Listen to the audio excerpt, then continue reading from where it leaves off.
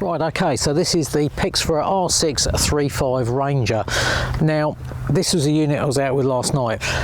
First off, I have to point out, when I got back to the truck, I realised that the lens had actually built up a layer of condensation over it, so the footage that I got wasn't what I was hoping for, so I apologise for that. The unit is quite a bit sharper than what the image sort of showed. Now, the other thing to bear in mind is, with any of these sort of things, the image that you get through the unit and what you actually see when you play the footage back on a PC screen is quite a bit different. So it's a little bit like having your 4K HD massive screen TV, which looks great when you sit back on your sofa and you're watching whatever on there. The picture looks awesome, but when you walk right up to it, put your face against the screen, all you see is lots of little dots. Now, it's much the same with this. When you're looking through this unit, you're looking at a very small screen and the pixels are a lot tighter together, so it generates a much better image than what you see when that's blown up much bigger on a PC screen. So do bear that in mind. So as you can see, I'm currently filming some sheep out in the field behind there. They're probably about 400 to 450 yards, the sheep that is, out there.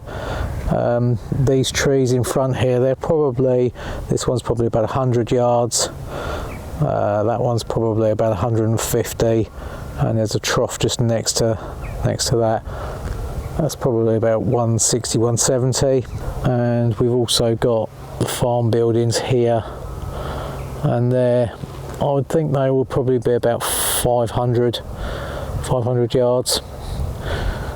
So that kind of gives you an idea of the sort of clarity in that you get from the unit. Right, let's have a little run through of the specs of this unit. So as you can see, it's just a very basic kind of design. This is an entry-level unit, so it hasn't got all the thrills that you might find on a unit costing sort of twice the price, such as pulsar mergers or something like that. So you've got front focus on there, little rubber lens cap. First button you come to is the power button. The next one is the camera button. So the camera button records footage and images directly to a 32 gigabyte internal memory. Next one is your menu button, and then the back button there is your magnification.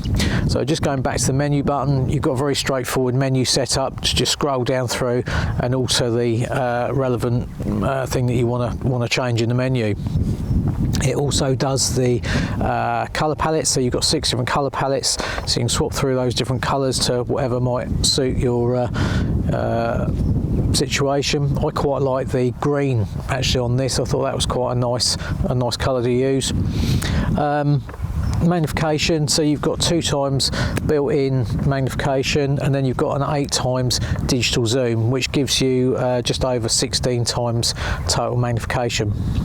The sensor in this is a 640 by 512 12 micron sensor, which is a sub 30 with an f1.35mm lens.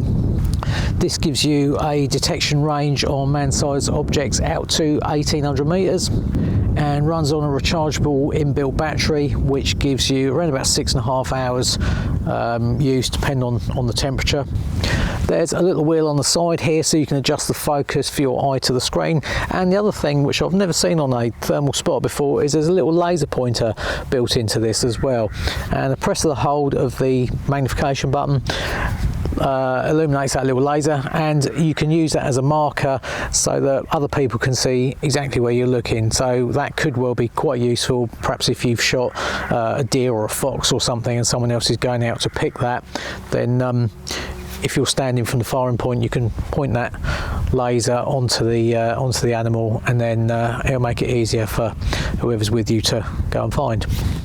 And that is pretty much the Pixfra Ranger R635 in a nutshell.